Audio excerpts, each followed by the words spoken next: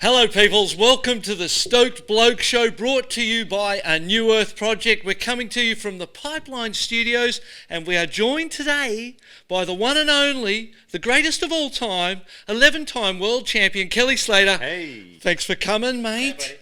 And it's a pleasure to have you. We're going to look at the Olympic Games, the games of the 33rd Olympiad. Yes. The second cycle of surfing in the Olympics. Yep. What were your overall impressions?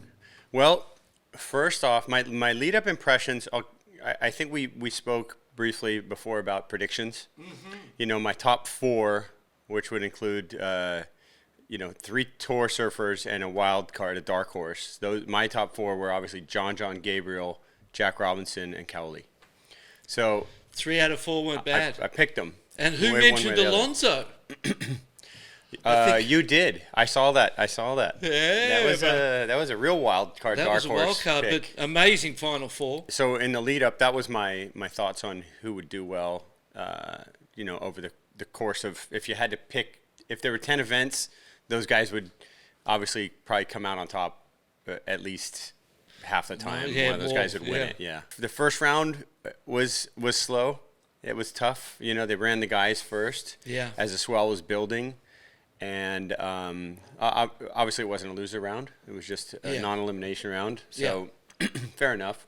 And looking at the forecast, they wanted to get themselves to a place where they could finish in something. Yeah. Third round. Third round was it was awesome. I didn't think they'd get any heats done that day because I was looking at the forecast thinking the wind's going to be too strong and too into the wave too early in the day. Yeah. And if they got to start, it might be a heat or two, you know. Yeah. And so fortunate they got that round done. Had they not had the 6-minute breaks between heats, they would have got the last heat done in glassy conditions. That's true too. So what was with the 6-minute? I know they had to do an introduction and stuff, but it seems like they could have been more efficient with that. There's just all of those rules and regulations that go with being the biggest sporting event in the world, and so they try to keep consistency around introductions of athletes, and they do the same thing across all of the sports. You saw the coup de baton with the 3 stomps of the staff, that they introduced, and so that took some time, and then they go into the introductions and they allow them to paddle over, and the paddle over became one of the most interesting parts of the whole event. How they start the heat. But let's go back before that because the introductions, I felt like a few of the surfers really kind of got it, and a few were like, what do I do with my hands? You know, it was one of those moments. Totally. Like, am I on now? Am I on camera now? Do I smile or do I? This one's a favorite. Yeah. So there were, some people kind of owned it, and some people I think they felt a little lost in the timing. Yeah. And they're trying to be in their own thing competitively, this is the biggest potential moment of my life or event, Yeah. So, and then, straight to the downside for me was the slow conditions. Obviously the forecast wasn't great. I think it was, I talked to Shane quite a bit during the time, because Shane was coaching the S team. Yeah. Yep. I actually, sort of in the background was, I don't know if you'd say coaching, but helping a few people that were there, surfing in the event. Are you going to tell us who? Kanoa was one, and Caroline. Yeah. And I was just texting with a few people, just giving them some support. Brian Perez as well. We didn't talk at length, but I let him know ahead of time, because if I were ever going to get a wild card spot, it would have been the wild card he got. So I actually felt some sort of like a spiritual connection to him there, like a brotherhood, and I wanted to see if I could pass on a little bit of knowledge to him because I know he doesn't have much experience there. I had a lot of friends in the event, and I wanted to see them do good, and I wanted it to be competitive and the best people come out on top or the best performances they could bring out of themselves. So because I think I was in this purgatory a little bit. Because I was trying to get on the team. Yeah, exactly. And so it didn't make sense for me to also try to throw my hat in the ring to maybe potentially help coach in some way. And I'm not a coach, I'm a surfer, but I can share that knowledge, but I've never gone and done a coaching role. Yeah. And Shane crosses every T, dots every I. Right. He's very thorough with every aspect of it, downloading with the surfers, and Shane put in his time to connect with all the surfers in that way, and so I didn't know if trying to help Shane in some way would hinder. So I never really even brought it up to Shane that maybe I could help. But I wanted to help a few people if I could. You know. And you have that connection to things and their journey through it. Yeah, and Kanoa had to surf against Gabriel on the big day. Yeah. And so I really wanted to give him a few good words of advice. Yeah. And, you know, hope that he could get himself into that heat, you know. So those first 2 rounds, just to recap, were very slow, as you said, inconsistent. Both days got better as the day went on, and the last heats of the day, it was pretty much pumping by the end. The women got the pick of the litter. They got the pick of the litter on the first day. Not on the big day, but on the first day. Yeah. It was pumping, and then the second day as well for round 2s was the same kind of deal, inconsistent. Quickly, but the afternoon had some hints of really good waves, didn't it? You know, it really was coming. So both afternoons showed what it could be, and people were able to get through that kind of slow, inconsistent stuff, I think, by us illuminating the chess game of what surfing is, as much as, you know, just surfing and riding waves, because people don't know whether it's about the riding of the waves, the amount of waves you ride, the quality of the waves you ride, like anything about the sport. So I think for the public to see it in inconsistent conditions, as the finals were too, you know, in that final, there were men's gold medal match, there were 3 waves ridden. 2 by Jack and 1. Yeah. There was another heat that day where somebody only caught 1 wave too. Sorry, 2 by the eventual gold medal winner Kaeuli, and then, you know, Jack had 1, and in the semis Gabby only had 1. Gabby only had 1. That's right, yeah. So they were super. That was the chess match of all chess matches, really. Yeah. Funny enough, I was texting with Gabriel too, you know, because I personally felt my pick to win the Olympics was Gabriel. Not because of any favoritism or anything like that. It was I really felt like he was the last man in that earned his thing through the ISA. Jack beat him on the last wave of teahupoo last year to keep him out of the top 5, keep him out of the Olympics essentially. Yep. Everything was going against Gabe, and then for him to get his foot back in the door, wedge it open, and go, "I'm coming through." I was like, the energy's with him, you know. And I told Gabe that privately. I just said, "Man, that it all is kind of like powerful, going that thing's channeling in your direction." You know? I felt like and that so too. I really felt like that was going to be the right thing because of the story of the build-up. But maybe it was too glorious. You know, and it peaked early too, didn't it? At the 9.9. So we go to that third day, and it's absolutely pumping. The thing that I thought about that particular day was how west it was. It was super. I mean, I looked at the forecast, and I was thinking back to the year me and John had that semi, and Gabriel won in the final, and that swell was around 215, 217. Maybe 213 to the direction. West. Yeah. The one for the event was like 230. It was like 232 or something. It was like 15 degrees more. And I was already stressing that time because I'm like, that's gonna be 2 west and 2 on the corner and short, you know. Yeah. But what an exciting swell to appear right then. And it got to show people. I mean, for me being there, and I'm super interested to hear how you felt about it personally. But that was the day when the world got to see our sport in all its glory. It's unfortunate that we didn't have a couple of those days for it to be seen, especially on a final day when it's the only event live at the time in the middle of the night in Paris. You know, there was so much setting up for it to be amazing like that, but the South Pacific's gone a little strange with the weather. You know, the swells in the last month or so. Let's visit a couple of those heats, shall we? And sort of go back there. Obviously, the day started with Alonso and Geordie Smith. I didn't see that heat. I don't know. I just, for some reason, I forgot it was on. I was like sleeping in or something. I mean, look, we just had a baby, so. You brought it up. Yeah. How's that going? Oh, it's great. Talk to us. It's Tell awesome. us. No, it's great. Kalani and I are super stoked. We got a little boy, and my friends think a little bit that we're playing a game with him because we haven't said the name. Yes. We don't call him anything. We gave him a name for his birth certificate, but as of now we don't have a name we call him. So we're kind of just like letting him figure out what his personality is. Gromit? Gromit. Yeah. Little man. Gromit. Come on.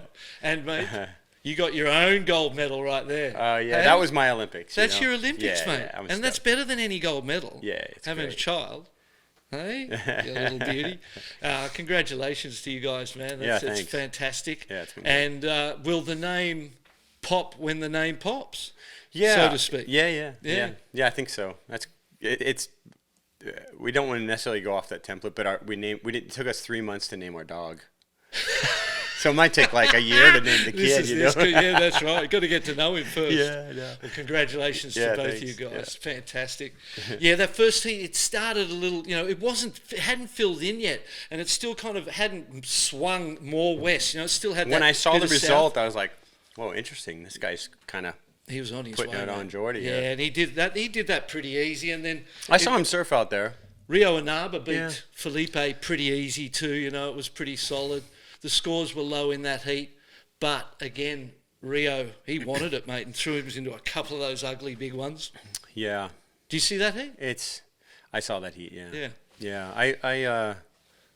Yeah. I feel for Felipe. I've surfed against him out there. I had a heat with him when it was pretty big a couple of years ago, and I had a heat with him out here at Backdoor, and it was like they were like solid 8 foot, maybe almost 10 foot waves or whatever that day, and he got.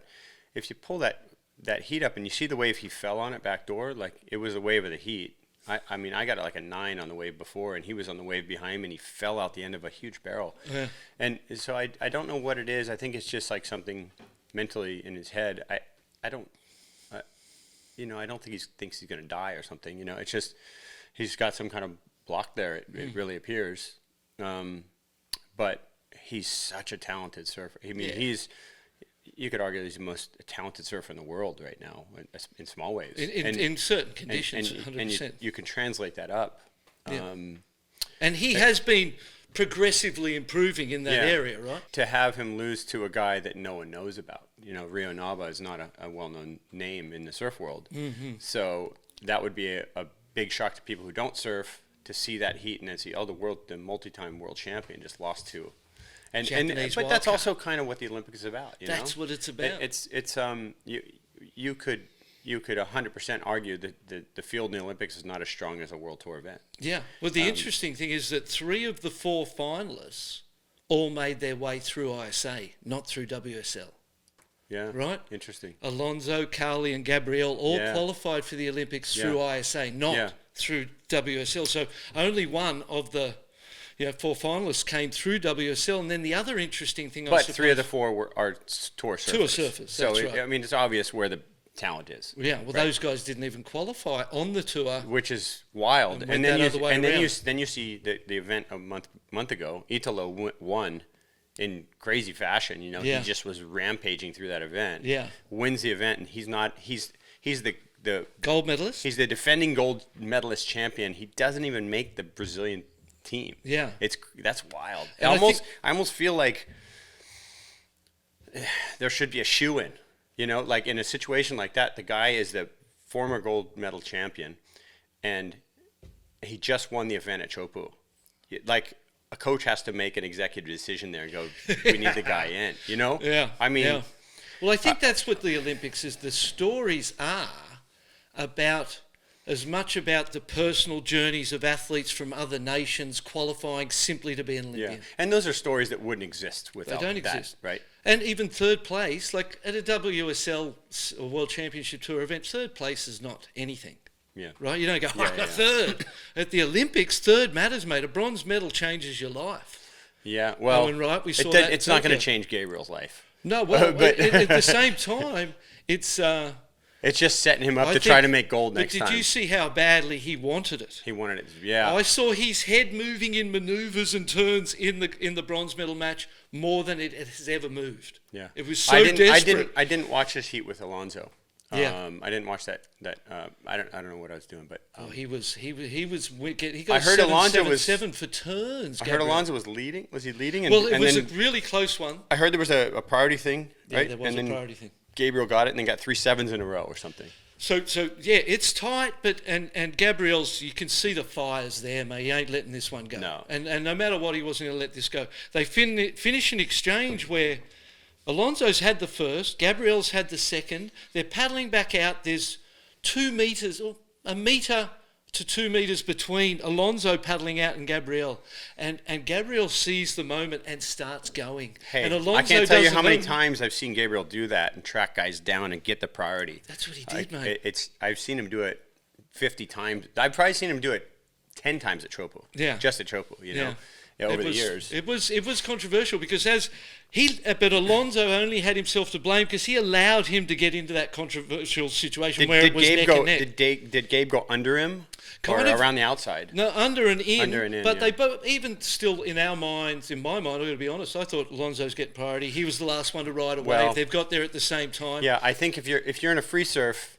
Like if I'm in a free surf and Gabe does that to me, I'm getting the next wave. Yeah, that's right. Yeah, right? Exactly. Like you just had the last one. Alonso threw the arms up and it was controversial. It was like, whoa. But after all, how much time was left there? Was that early? Well, no, it was maybe halfway. There's still a lot of time left, and it was still undecided essentially. But Alonso only had himself to blame, and Medina created that opportunity for it to go his way through his smarts, mate. He turned it around in that moment. Gabriel's the most, he's probably, in this era and in surfing history, he's as strong of a willing it to happen surfer there's ever been. Yeah. You know, he focuses, you know, it's kind of like that quote from Rostovich's dad in that movie where he says, think it, feel it, do it. Right. And Gabriel does that so well. Yeah. And it's, you know, his stage is competition. Yeah.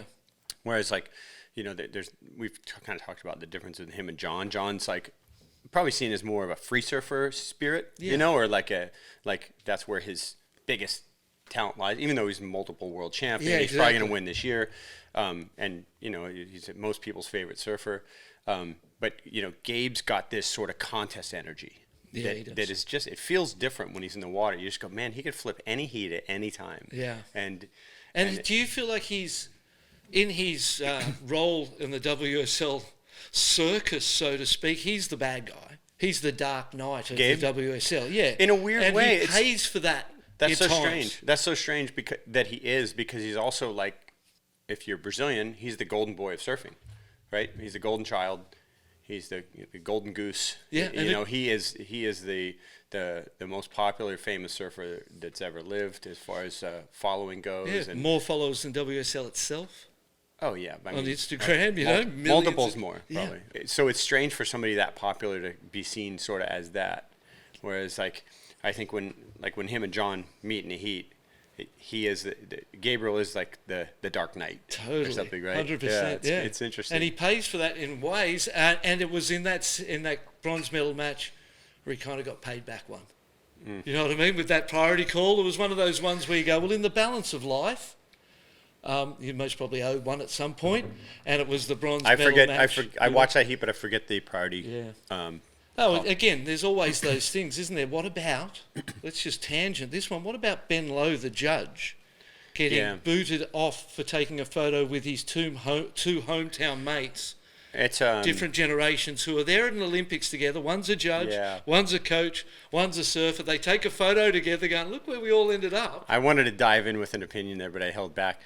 Give it to us. I'll give it to you now, though. I mean, please. Look, it reinforces this weird energy that surfers and judges can't interact and be friendly. And that sucks, because the Olympics is the opposite of that. Mm-hmm. You know, the Olympics is bringing the world together.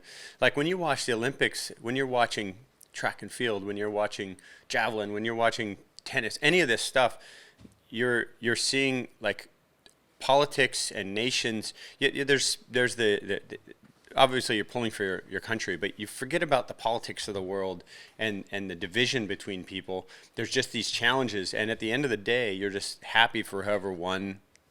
Unless you're super personally, emotionally vested, or you know someone, that's when it hurts. But like when I'm watching, like I've seen a couple of these, like a couple of the track events, like the long runs, where somebody comes back, and I'm like, there was one where I want to say Great Britain was going to beat an American, and I want the American, but I don't know them. I'm pulling for America, and this person came from back nowhere and almost beat him. I was like, get him, you know, because it's just so exciting to see that competition. And that's the beautiful part about sport, isn't it? Yeah. That you can leave all those other things out of it. But I then somebody did a breakdown on his scoring, right? Yeah. And there was no discrepancy. There were no discrepancies, and it was and simply... that's why you have a high and a low judge, and that's why you have 5 judges that two scores get thrown out, and that's the purpose of that is to build this filter, and build this fencing, and try to I don't know. I thought it was a little silly myself. Yeah, it's a little extreme, wasn't it? When they're friends from a hometown, they're just getting a photo together because they're all at the Olympics in different capacities. It's a beautiful thing. And what if they took that 2 months ago? What if they were there 2 months ago and took that? Would that constitute? What if that picture? I don't know. Was that picture taken that day? Yeah, or was it, I think it was taken there. The word that came through to us when I was... Who cares when it's taken? Yeah, well, and that he went round to have some beers with them was kind of the innuendo, and then that made it... unacceptable. There's always the politics, isn't there? And that's a part of being a high-profile sportsman, as you would know. Make surfers and judges friends again. Bring them together, consolidate. So that round, then we came to Griff and Kaeuli Vaast. This is the main round we're discussing. Yeah. Men's round 3 on the day of what I considered the most historic day of surfing, where the world saw surfing for the first time in a light that blew their minds. Yeah, I wonder because I haven't heard. Have you heard much? The whole Olympic movement and organisation from the top to the bottom was all they talked about was surfing. Really? Everybody. Wow. Everybody came up to us. Every commentator came up to me and went, the 100 metres. Rob, who does the voice of the 100 metres men's, he's just blown away. They were all blown away by our sport, mate. Wow. Across the board. Did you go to Paris? Yeah, I did it from Paris, mate. Is that where you were? The whole time. Tell them where you were, Barton. I was at... I didn't know that. I was at the Charles de Gaulle Ibis Hotel at the airport. I've stayed there. For 16 days, staying up till 6 a.m., and going to bed at 6 a.m. I could have done this from PK's house. Yeah, I could have done it from anywhere. I thought I was going to Tahiti and get to see my daughter and my brand new granddaughter and combo it into the trip of a lifetime. I actually thought you guys... I knew Joe and Snips were in Connecticut. Yeah, right? I thought you might have been Snips. I thought you might have got the chance to commentate with Joe. I thought that might happen. I actually sort of threw my name in the ring for that because I thought that, Colin, who was the commentator for NBC, who's on Saturday Night Live, he's a surfer, and he's good friends with a couple of my good friends. So 2 of my friends spoke to him and said, hey, maybe Kelly could... And he goes, really, would he do that? And so I thought they might reach out to me, but it's not his choice. No. It's there's a whole... Well, I thought they should have reached out to you. So I thought it might happen, but I wasn't going to leave here to do it. And so... And the baby's around that whole time. Yeah, You've got your own... We had the baby on the 16th, so we just had the baby here. So so it worked good. Yeah, so... but...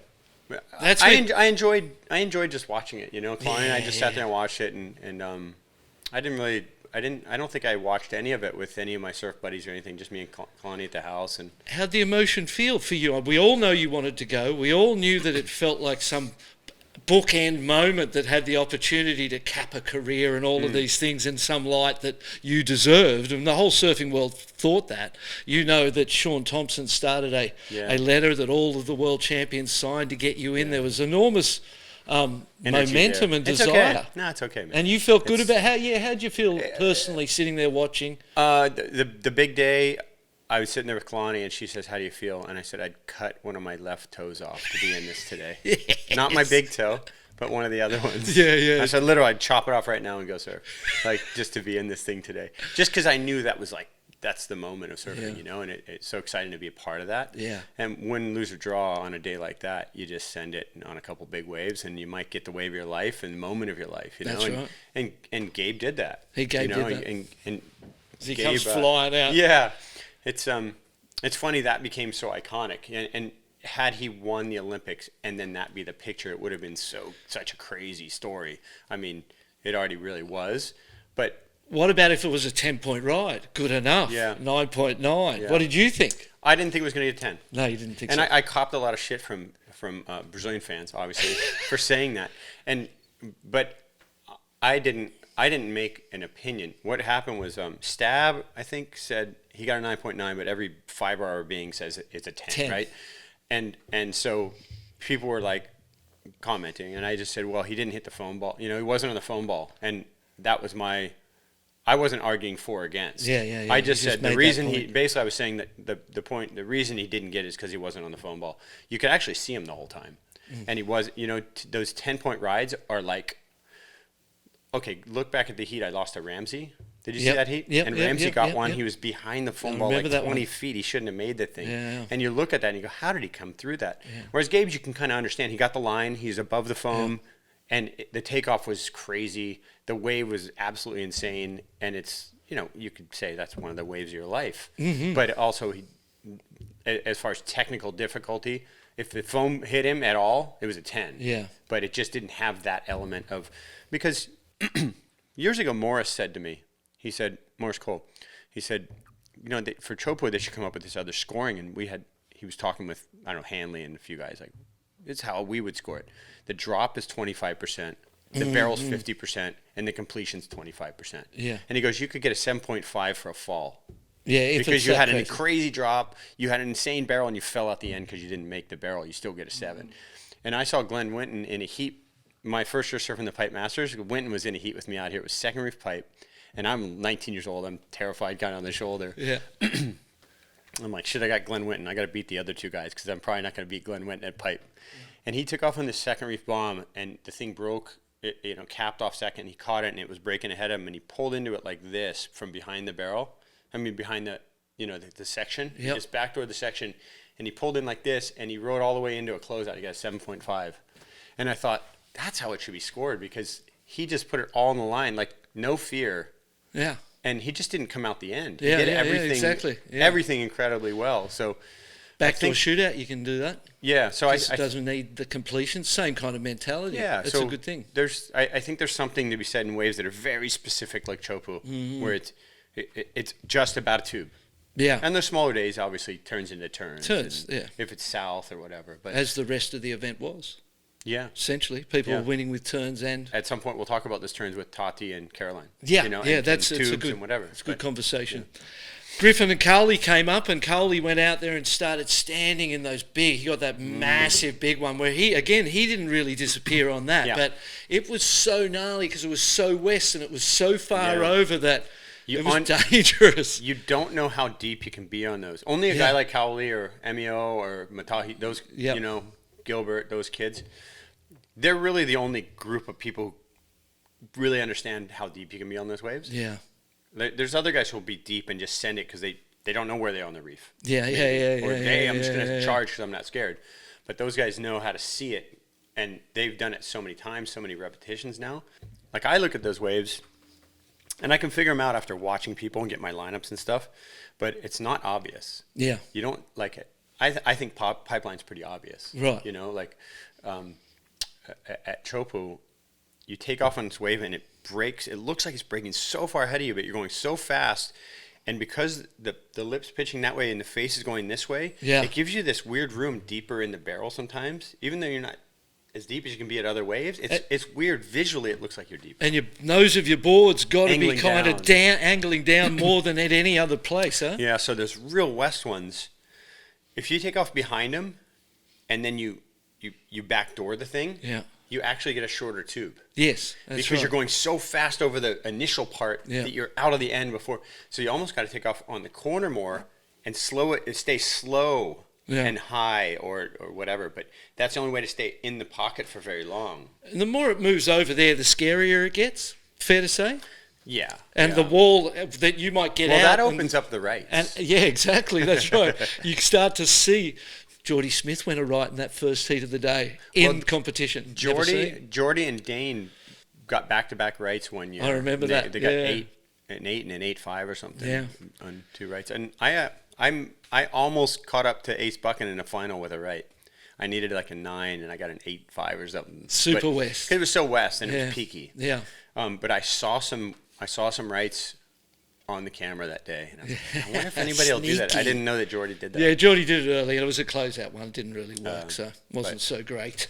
And then it just started filling in through that round, And it just got gnarlier and gnarlier. I was wondering about like how Ethan and those guys were going to play that heat. With that onshore? With that onshore, your game completely had to change. And they didn't. They just hucked themselves over closeouts, essentially. Who did we have in this couple? It was Ethan and Connor. But let's Connor just fell on I think 2 waves that would have won him the heat. He was so there was one for sure it would have won the heat for him. He fell out the end. Yeah. And it would have put him in the lead, I think. John Daru and Alan Cleland Jr. Joanne was Kaeuli and Joanne were my 2 dark horses. Yeah, 100%. I also when I saw that Alan was in it, I guess I knew that for a while ago, but I knew Alan. He's a great barrel rider. He's totally not intimidated by big, intense waves. Totally. My doubts were whether he had any experience out there because I haven't seen much stuff of him from teahupoo. Yeah. And it did look to me like Joanne was more comfortable with his lineups or where he was reading the wave. But that's just because I think Alan hasn't put the time in out there. Yeah, he'd probably tell you the wave. It looks like you're deeper than you are, and all of a sudden you're not in the tube. It sends you out with so much speed. That was one of my favorite heats. But Alan's didn't he just win the US Open? He just won the US Open. Yeah. Congratulations, yeah, mate. man. And Sally Fitzgibbons. Congrats to both those guys. He's on a tear. And I went to a little weird historical fact in my world. I went to Mexico with Alan's dad, with Al Sr. in 1990. Me, him, and Dean Randazzo with Aaron Chang. Classic. And surfed with him. And then I haven't seen him all these years. And then I saw him in Bali 2 years ago. After 30 years, I hadn't seen him. He made his dad proud, mate. Alan threw himself over everything he could. That, to me... Well, he continues to. You know, he did well in a couple of events. He won one in Barbados, I think. And then he's had a couple here and there. But he keeps doing it. Yeah. You know what I mean? It's not like there's no flash in the pan there. No. He's proving, and to win in Huntington, I think that's a big that's a big flag in the sand for him. As a competitive surfer, you don't win there without being good. Yeah, because it's obvious the guy's going to be good at pipeline and barrel waves and stuff. Yeah, exactly. He's a big, strong kid. He's not intimidated. He's kind of fiery in the water. And he's really like aggressive on waves and stuff. Yeah, exactly. But to see him win in Huntington, which is you got to perform at Huntington. You got to pull out the bag of tricks. You got to surf some mushy waves. You got to struggle through some heats to win there. Everything's got to go right, hasn't it, to win there? So a big win for him. And then the other heat that I thought was incredible, the heat of the round, was Zhao Chianka and Ramsey Buchaim. Yeah. 18.1 to 17.8. Go, mate. Let's hear it.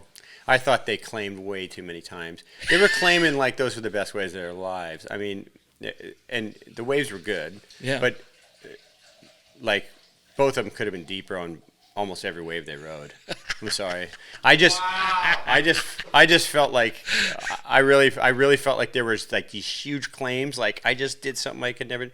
Joel's such an amazing barrel rider. Yeah. And obviously so is Ramsey. Ramsey's just being seen as that.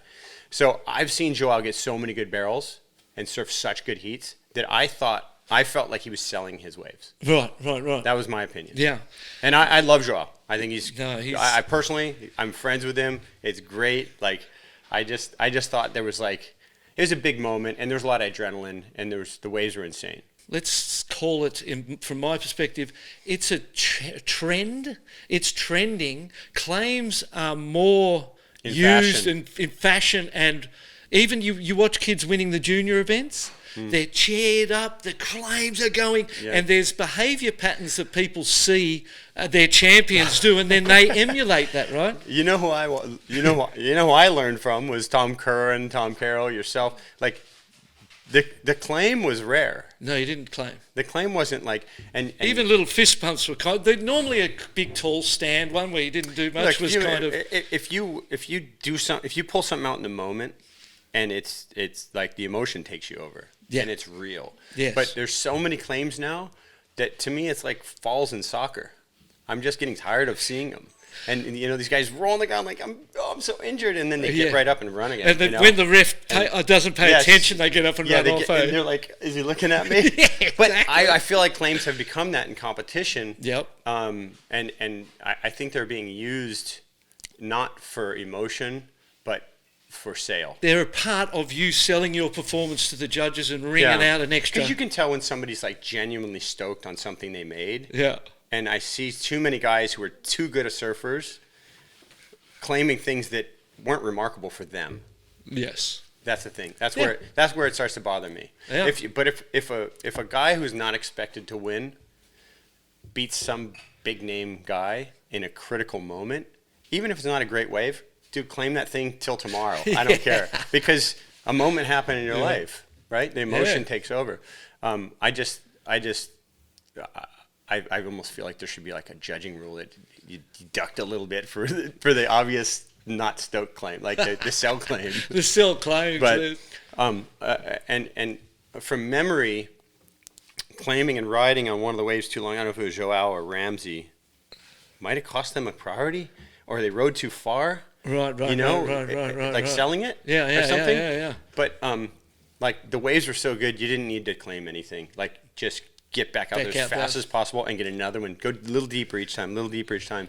And I thought the scoring. I just felt like the scoring early in that heat went too high. Right. And it didn't leave room for a Gabriel wave. Yeah. Or fair call. Maybe a Kaeuli, one of the waves Kaeuli rode. Maybe and it was one of the heats where it just pulsed and they kept coming and they kept getting. They each got like 8 chances. Yeah, I was just like, man, these guys are having the time. This, like, if you could script it, you'd want the final for the goal to be in that many waves. Obviously, would have been amazing. It would have been crazy to if you could have seen a back and forth between Gabe and Kaeuli, or Jack and Kaeuli. We're sitting there waiting, looking forward to John Florence and Jack Robinson after that heat between Ramsey and Joe, and you're thinking, it's on. It has the potential to be the greatest moment in surfing history. And then Mother Nature did what she sometimes does. I mean, was there heat right after? Was it immediately after, And there just wasn't a lot of waves, and Jack played the game pretty always perfectly. Plays the game as well as anybody. I mean, 90+% of the time, Jack, he makes the right choices. Yeah, exactly. It's really been interesting to see. And do you think that comes... Because, there's the physical part of surfing, and it's not that. And there's the mental part of surfing that lots of people have but then there's that ability in those moments to make the right decision, which comes from a place of clarity and personal connection to yourself and the ocean. That's the magic, isn't it? That's the magic performance, and he has that ability to deliver those type of performances more often than most. Yeah, there's some sort of spiritual element for Jack, where he's into his breath work. Yep. He's really connecting to feeling and in the moment. And I was watching something on YouTube the other day, and it said there was a doctor doing some research studies about something, and he said when he went to school, he was all medical school, very regimented. And he said in his college, there was this thing on the wall that said, learn to meditate. Right. And so it's planted a seed with him. He started learning to meditate, and he started figuring things out quicker. He said it really helped him to understand what he was looking at better, more quickly. And Jack, he does a breath work before every heat. He's really geared his life to success competitively. Yeah. And it's it's paying off dividends for sure. And if there was one thing that you would suggest to people they do for their health, what would it be? Is there one thing that because for me, meditation and yoga nidra, breath work, there's a lot of different names, but I used to do a yoga nidra cassette before all my heats. Oh yeah. For years and years. And so many of the moments of ding, that's what he was paddling at me like that in the warm-up for. Oh, that's what. And I'd realise things that had happened, or I'd be in the heat and have the ability to realise what was going on in that moment and make some decisions that helped, came from that peace of mind or that presence that you get from breath work, meditation, that type of thing. We all have an ego that tries to protect ourselves, right? We think we're right about things and all this stuff. My suggestion is challenge yourself, like listen to your haters and go, is there any truth to that? Or could that help me see it differently? Is there some truth there that I need to be honest about to myself? Yeah. And then when you do, it just like there's parts of your world that open up.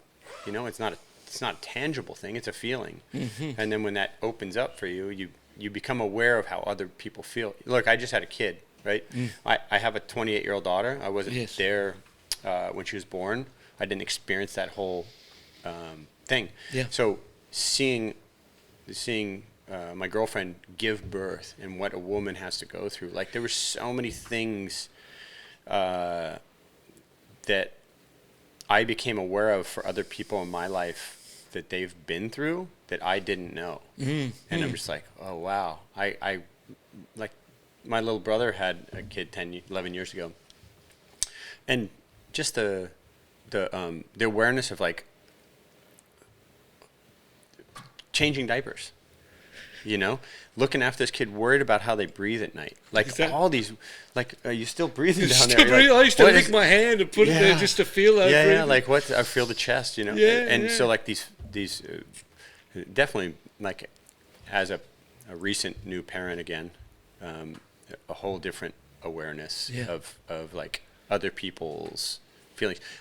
Point being, just if you can challenge your own self to maybe you don't know something, you know. Yeah, and be open to the fact that the things that you perceive instantly as bad may have a reason to be there and open you up. Yeah, usually when we get defensive about something, it is something we need to let go of. Just to wrap up, one last thing about how I felt. Obviously, I would love to have been there. Yeah. In my mind, if I could draw it out, I would surf the Olympics. Hopefully win gold. Yeah. But if I medaled or if I even put in a good performance and I retired there. Yeah. But I've had almost everything I've ever wanted to happen to me. Yeah. In my career. Yeah. And more maybe, huh? Sometimes it's not what you need.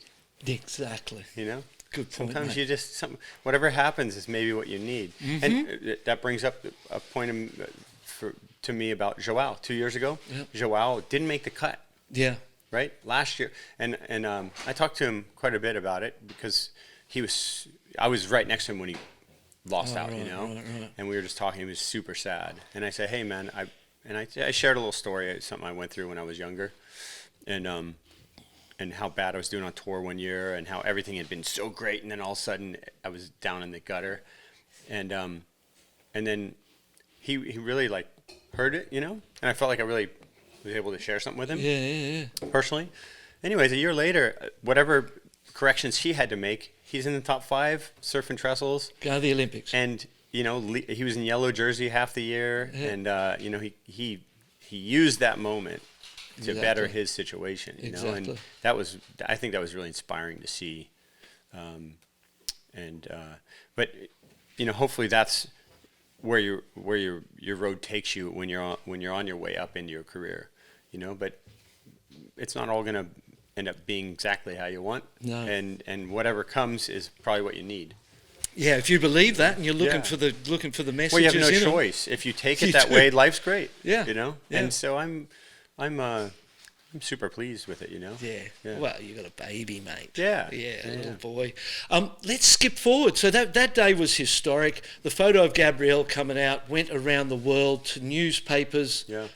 That photograph, which really is a surfer flying through the air rather than even on a wave, got more exposure for our sport than any other single photograph, any other moment in history. It's already been touted as the Olympic photograph of the Paris Olympics and will win that award as the best photograph. Wow. And people are talking about it matching Usain Bolt's and Jesse Owens and those sort of photographs. It went around the world, mate. Covers of newspapers everywhere. So that was a historic moment that showed the power he has as an individual that I know both you and I respect immensely. Yeah. So we get to finals day. Yep. Mother Nature's done a moment, had a great moment, and then pretty much came went to late. shit after that. It just that. showed up late, yeah. I know. It was like if it was 12 hours later, if we could have run that night or the next day, I bet the next day was pumping. Guaranteed. It was great, yeah. My flight was that Monday at 1:30, so I knew when I saw my flight and the forecast, well, it's Monday, Arvo, for sure. I'm going to have to extend for sure. Yeah.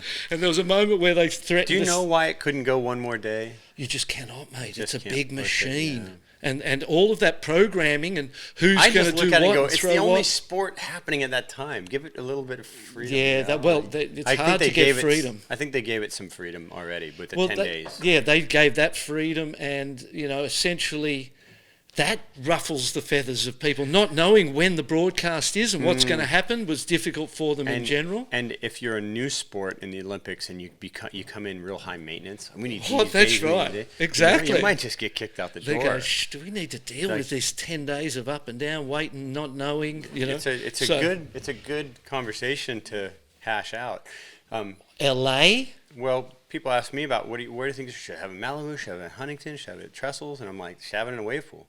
They should build a pool if that pool doesn't exist right now. Your joint, mate. Yeah, but if it doesn't exist right now, then they should. Here's what I think.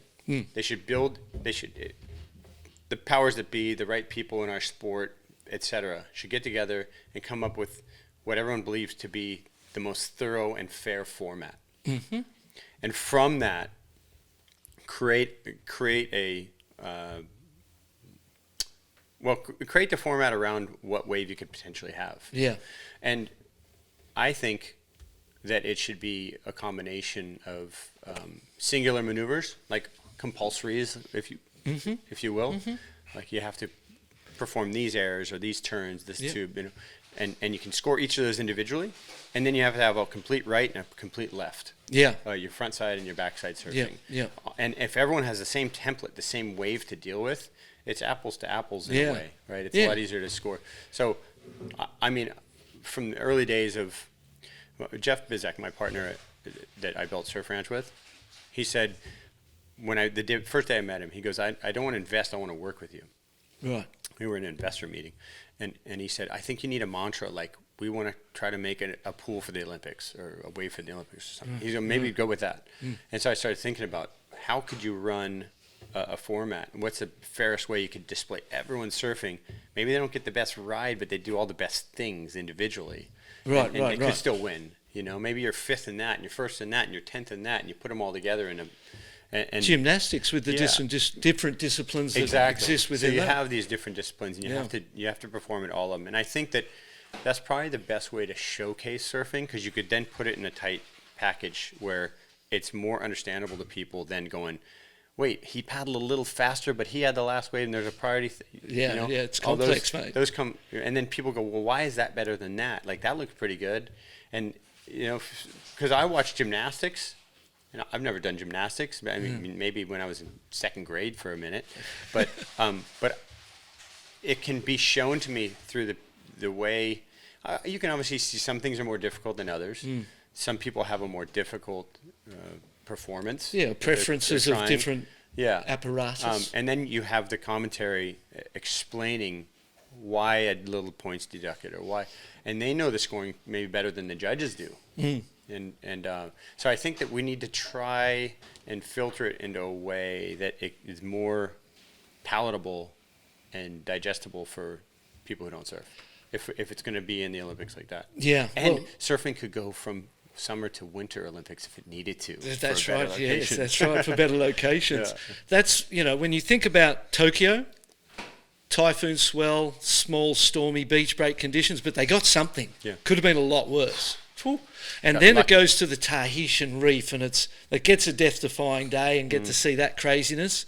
To go to Huntington, Lowers, Malibu, whatever, I pretty much going over turf that's been turned over plenty of times. There's nothing really new or exciting about that. To show the world wave pools in LA, to me, makes enormous sense, especially seeing yours is just up the road. Yeah, I think that the Olympic competition needs to be different than what the World Tour competitions are. Because we just had Chopo. It was in pump and surf, and if you go back and watch all the surfing, we had better waves. There were better rides. Overall, there were much better 100%. Rides in the World Tour event. But the commitment wasn't the same. That's what I believe. I believe at the Olympics, male and female, people threw themselves over things that they wouldn't at WSL events because there's another one next month.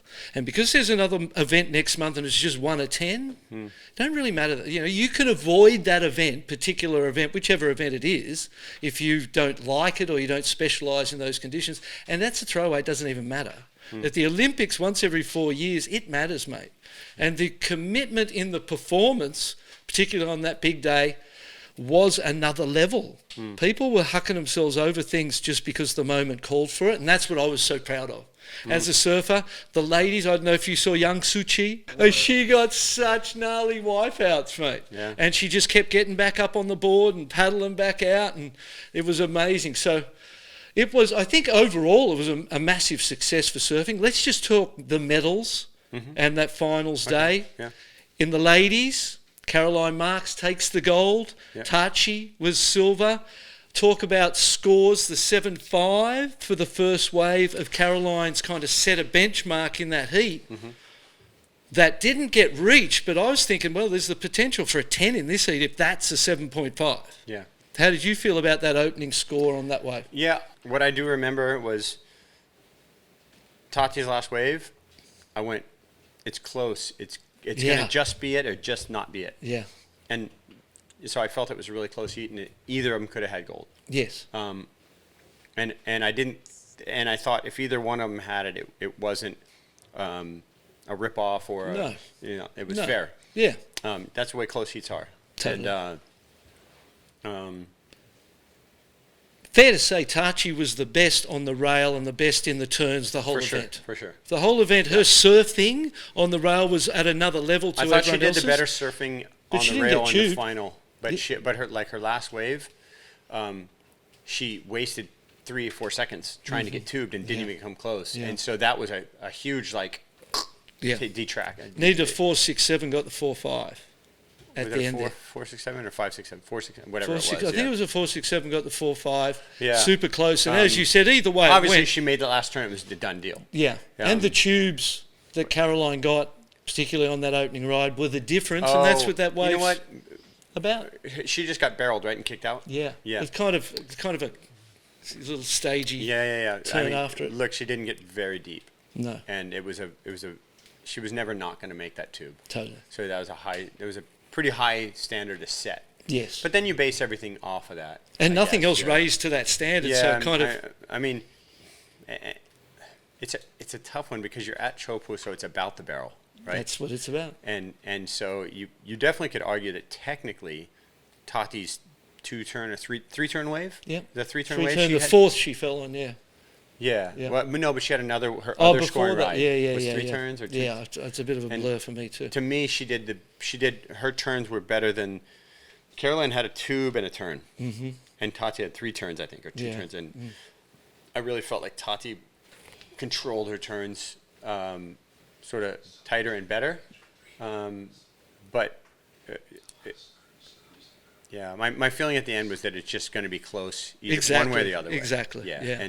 And so I don't think anyone was jilted or pushed through or anything. And Joanne Defay in the bronze, amazing for her. Joanne, she surfed so good. Her backhand there was they were some of the best turns of the entire event too. I thought that morning she did some great, really fundamentally sound technique turns. Beautiful. The way she was setting her rail and her weight and pushing and finishing her turn. You know, that's a real key thing is when you finish a turn, if your body's in a stable position. And her technique was really flawless on some of those turns. Best it had been. Career best form, huh? Yeah, I think so. I thought she looked awesome. I was actually, Jeremy's another one I was texting with a lot during that event. Jeremy and I are obviously very close friends. We're on teams together. And I was telling him, I said, hey, look, Kaeuli, Joanne, and Joanne, all those girls could win this event for sure. And then Vahine. Vahine was my number 1 pick. Yeah, I think had to be for all of us, that's a given, you know, winning the event there. And then it went to turns. And when it opens up the turns, obviously you have the best girls in the world that you're going to have to beat, and that's a different ball game. And again, she was looking for tubes and missing opportunities because of that focus, and then the heat's over and you don't get the chances you were hoping for. Yeah.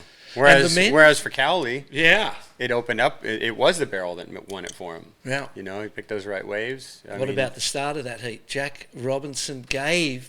You know you're paddling out. It's a gold medal match. It's inconsistent. It was surprising. In the semi-finals. I was really surprised at Jack giving up the position like that. But there was the heat.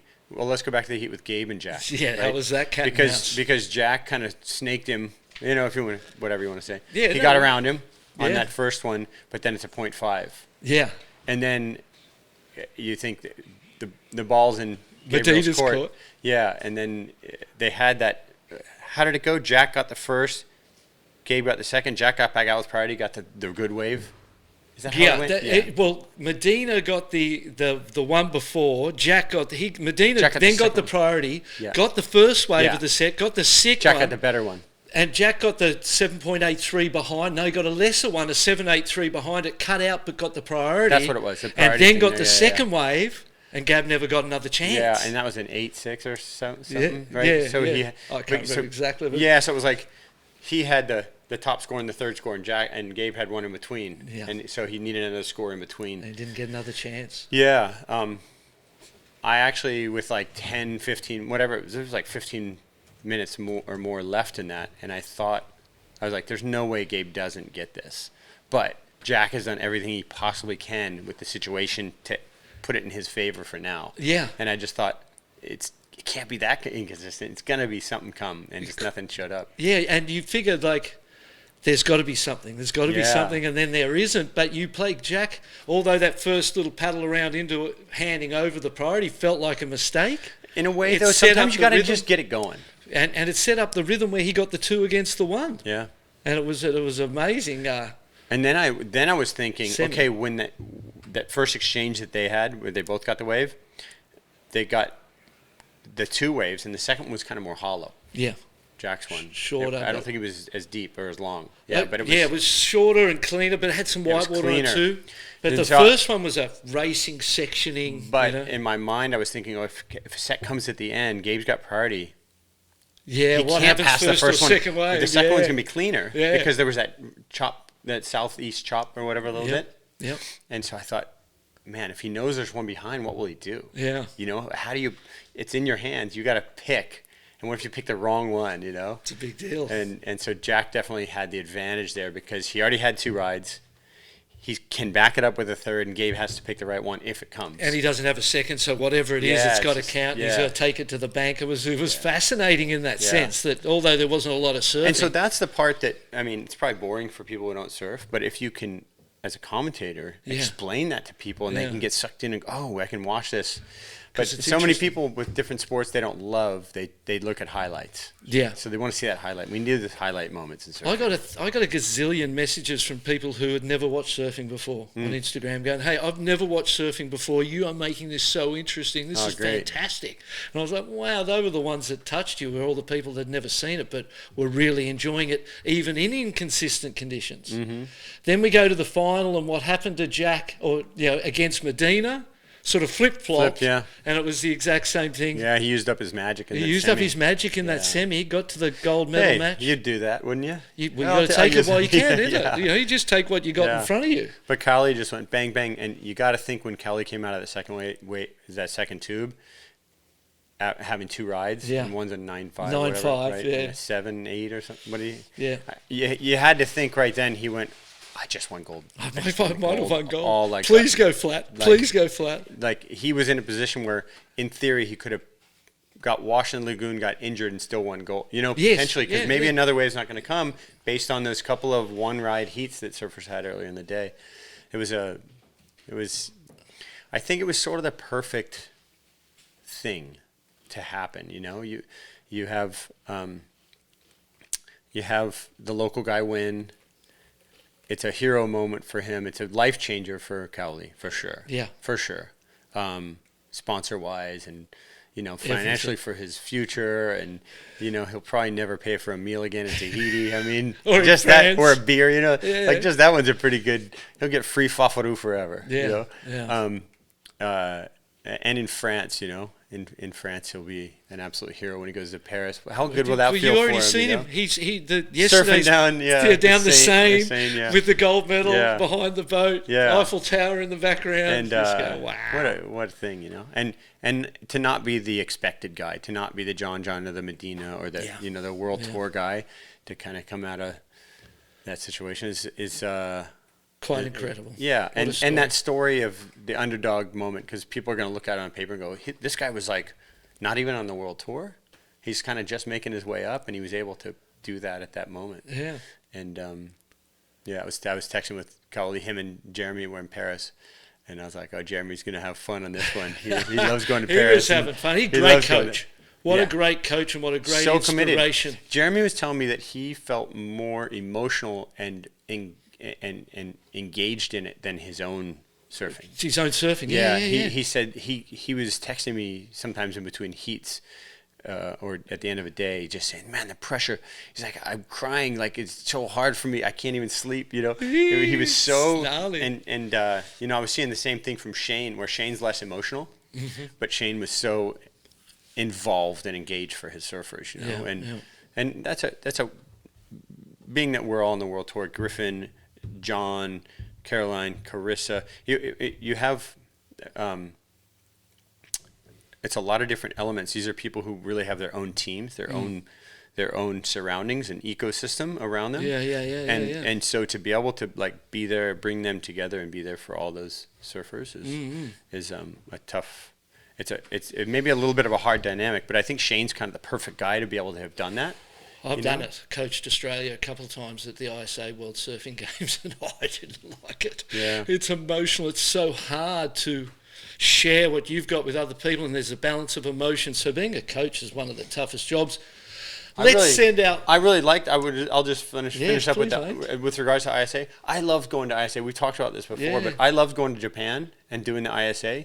I just thought the feeling of like talking to all the people, teams from Africa, you'd never go surf. You just might never go to that country and meet those people, or like just all these different places and people and cultures coming together. I think it's really a great thing. It's powerful. Yeah, it's really cool. Well, that's what I was saying. When you think about WSL, it's got an ownership group of people that own a private company, essentially, which is the World Tour, and they travel with the best surfers in the world, and they go around to everywhere as a little group in their bubble. Yeah.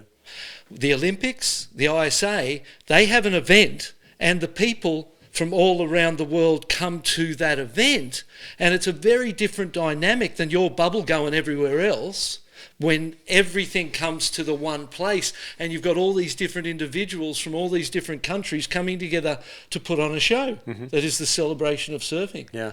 And from the bottom of our heart, the GOAT and mine, congratulations to our medalists, to all the surfers who participated and put on a show that made you proud to be a surfer, to the ISA and to everyone. This is what touched me. I was bawling that night. I had a lot of emotional moments where I just start crying, because I was thinking about the years, the decades, 100 plus years since Tuka Hanamoku called for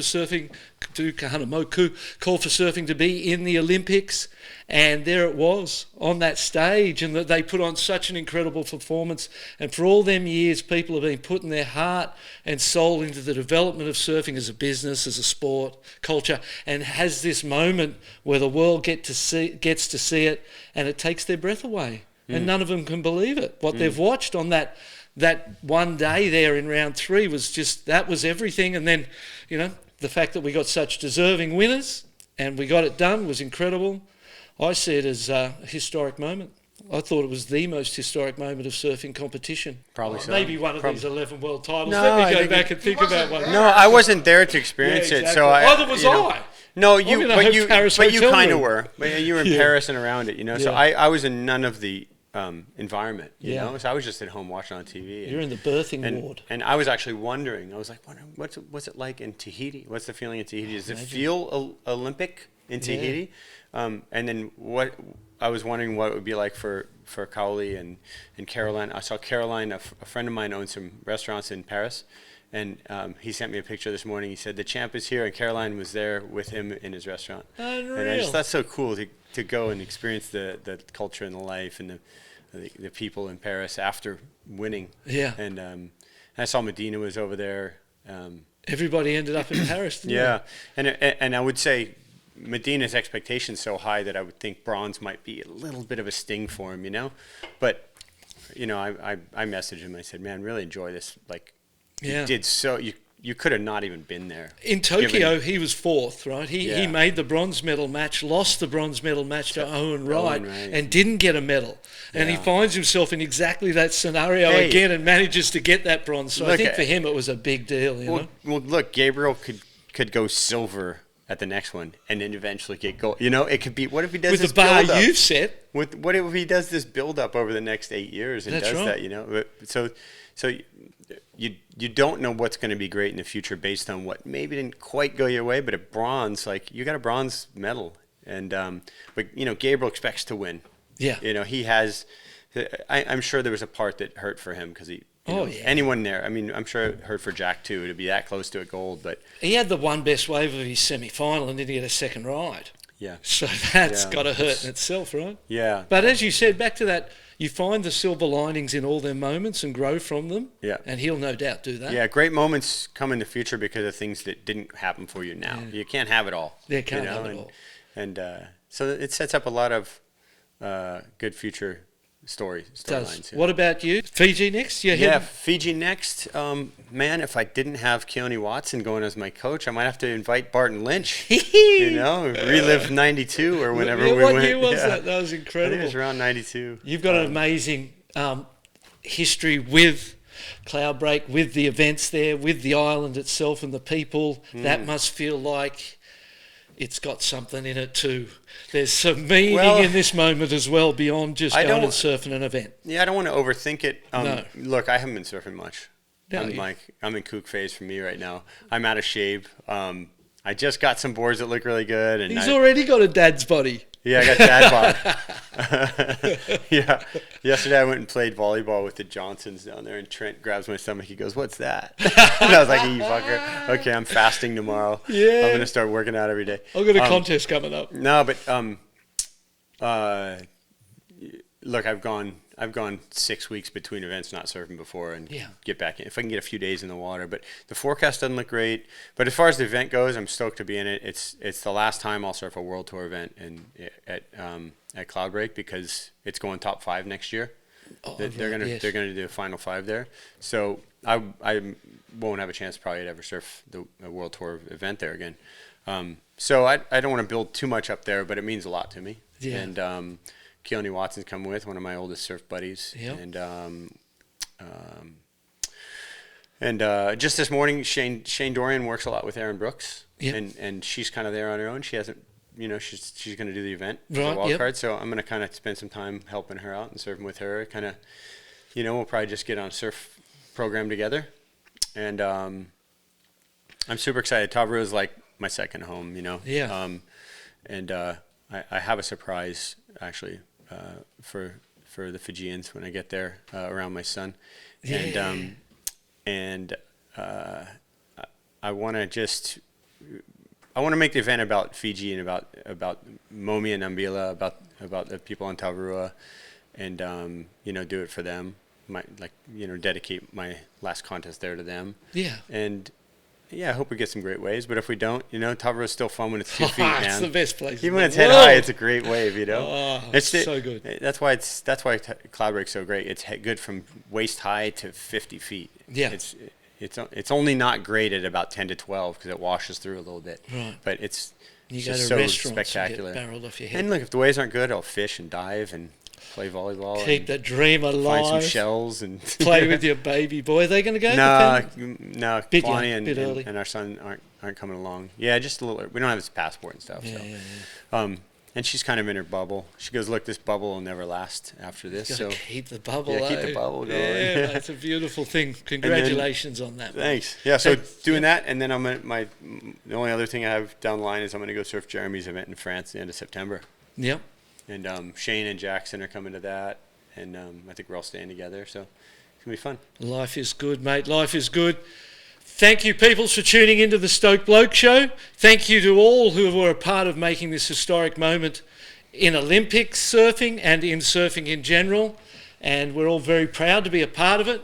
Stoked for you. Yeah, thanks, being bud. a dad again. Yeah, a little shout out to Fernando. You made that Olympic thing happen, man. It's a wild dream, eh? Yeah, you made it happen. The Impossible Dream is the documentary on their pursuit of this Olympic surfing moment. It came to fruition.